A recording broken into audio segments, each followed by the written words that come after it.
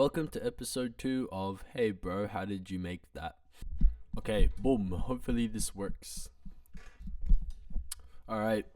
Hello, kings, queens, and anything in between.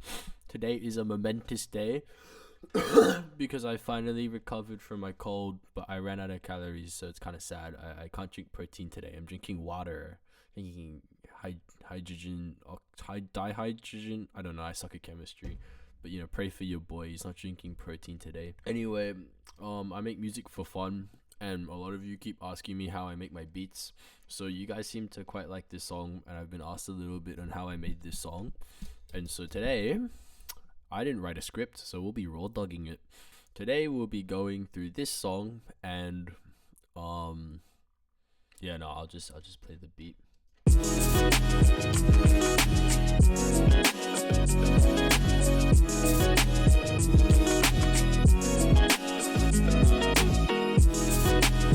Alright, boom.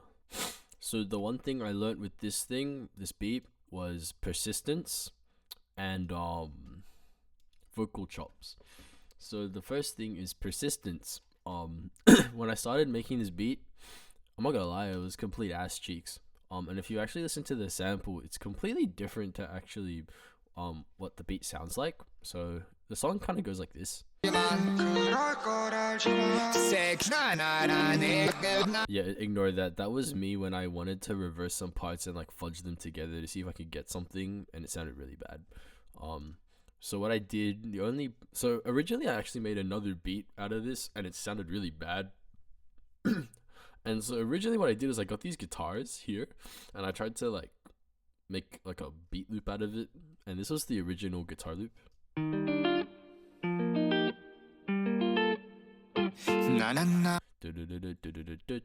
So I didn't like it, so when I tried to remake the beat, I chopped up the guitars into like their chords, and I just remade like my own chord progression.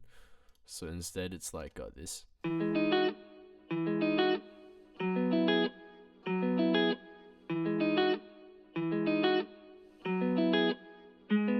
And I kind of like made my own chord progression instead of using the one the sample gave me. So if you guys watched episode 1, you'll know that that's a very different process, because in episode 1, I just kind of took the chord progression from the sample and went along with it.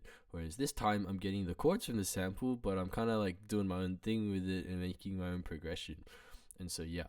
But anyway, yeah. So I remember when I tried to make the second beat, I was low-key kind of done with the sample. I was like, the sample is complete stinky binky. But I was like, let's just give it one more chance, right? And so what I did was I went through the whole sample again, and I finally found a part that I thought was like kind of usable, which was completely different because the chord progressions for it, and just like it switched to like new chords, and it kind of became its own thing. Where is it?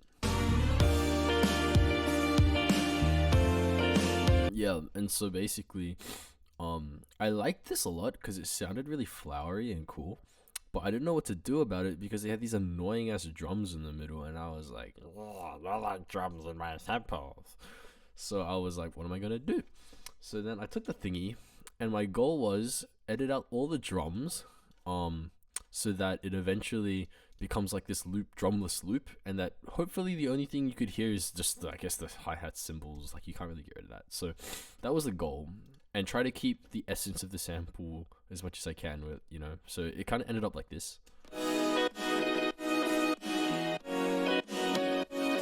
So it's not perfect. I mean, you can still hear some stuff, but it's probably the cleanest that I could possibly get it to. So the first thing I did was I cut off the low end. So there's like the scan of it.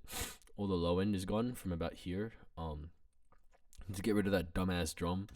And then the next part was, how do I get rid of the snare? And so what I did was I used this thing called kickstart, which I think everybody has. And then you just pick the right setting. So without it, it sounds like this. So then this gets rid of it because it chops at every half beat. So it makes it a lot cleaner. And then besides that, it was just chopping it. I talked about this in episode 1, so I won't bore you with the details, but pretty much you try to chop it to the chords. I know the chords here were different, but I tried to play it by ear. You try to chop it to chords, and then you kind of like anytime you could hear like a drum or a cymbal or like or whatever, try to like get parts that don't have the drum or the cymbal and like kind of like get rid of the part with the drum and the cymbal and like fill it in, you know what I'm saying? So that's what these all are. These are all like this little nugget here, like for example, is like that's like a clear part, and there was probably like a drum here before, and I replaced it so it sounded like holistically like just like a melody tune, you know what I'm saying? And then it just becomes this. And I listened to it, I was like, oh, that fits, right? That doesn't sound wrong. That fits, right? And so then, so then after that, I was just like, you know, get the snare in. I don't think I did anything weird with this. Oh, I did do something weird with this. I delayed it. So the snare usually starts like on 3, right? But I delayed it by like a bit here so that like it sounds more human, and stuff. So, and also like I think the sample itself was a little late. So then like the snare has to be a little late to fit with it as well, kind of thing. And like it just makes it sound more human at the end of the day. So yeah, so okay, at the moment we're like this. And yeah, I think for this one, I put a bit of saturation on it. Just to make it pump up a bit more and stand out in the mix. Because the mix is quite heavy, as you'll get to see later. And then what I did is I added a kick snare combo. I've already mentioned this, but like basically you get this 2-bar phrase and you build around it.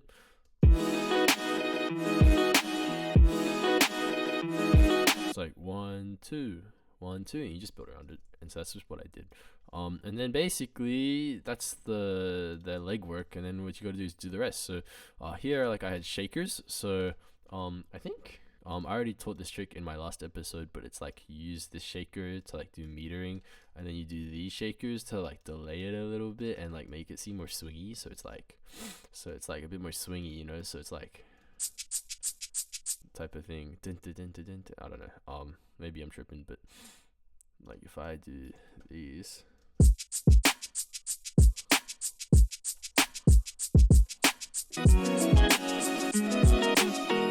Type of thing. Yeah. So that's like what it is so far. And then after that, I'm just like adding the little hinky dinks here. So like, I'll just like show you these hinky dinks.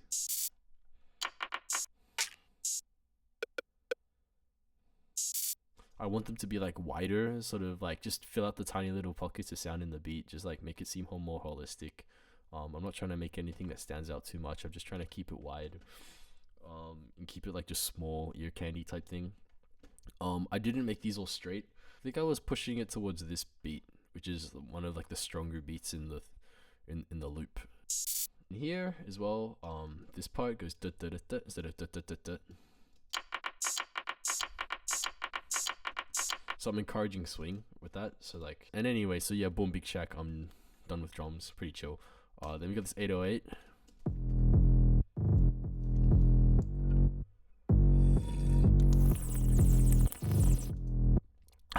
All right. I mean, it's just the 808. I mean, I needed to pick the right one. So like, when I'm thinking about this beat, I'm like, it's kind of intense. I want like an intense 808. You know, I want something that goes like, grrr, like a growling 808. Grrr. So like, I picked this one. And yeah, I mean, like I did like a little roll here, and you know, you can see the rhythms here. I'm not going to explain them. That's the main beat loop, and that goes for the bulk of the song. We need to talk about 2 more things: vocal chopping and I have dementia. Holy moly! Oh, and then the thingy at the end. But yeah, anyway, so oh, I felt amazing. Here we go. This part. Yeah.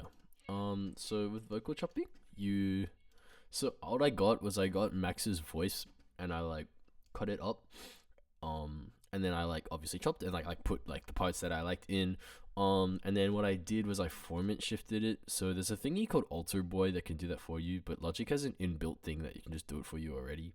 And then what I did was I EQ'd it, so it's like you get rid of all the lows, so it's clean, and then I added this thingy called Chorus. Oh, why is that so? It just widens it. I mean, it's nothing deep. This is what it sounds like on its own. Holy moly! I nearly spilled my water. We're cooling. Anyways, trick. What's my trick? How do I should have written a script for this. I don't know why. But basically, you try to get parts. Okay, you try to get parts in the chop, right? That are like peaking, or that are like a tube of audio. They're like consistent in audio. And the reason why is because then it's kind of like predictable and it's more moldable if it's just like a flat tube. So for example, I wouldn't want to chop this to this. I don't want to chop this because this part here early is like way smaller than like the rest of this part, which means when I put it into chops and I try to make a rhythm out of it, it's going to sound really janky because the tube of audio has its like, it's not a tube of audio, so it has a rhythm of its own already. And so then I would have to think a lot and then have to use my brain, and I don't want to do that, right? So I'm trying to pick like bits of audio that are like consistent, so that when I put them in together, like based on how I chop them, I can predict the rhythm of it. What I found is that like honestly, like the melody of the vocal chops will actually sort itself out. Either it'll just kind of work by like you put it together and you listen to it and you be like, this is pretty good, or maybe you listen to it and you be like, it needs a bit of tweaking, and then you actually like get some parts of the voice and like maybe push it up a little bit or push it down a little bit, or get another part of the vocal line that actually has that sound and then you put it in instead. It'll work itself out actually, so you don't have to worry too much about the melody, in my opinion. The next part is this thing.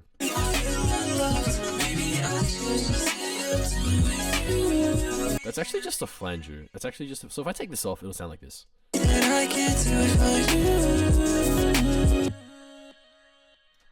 That's a flanger, so it makes it sound all weird.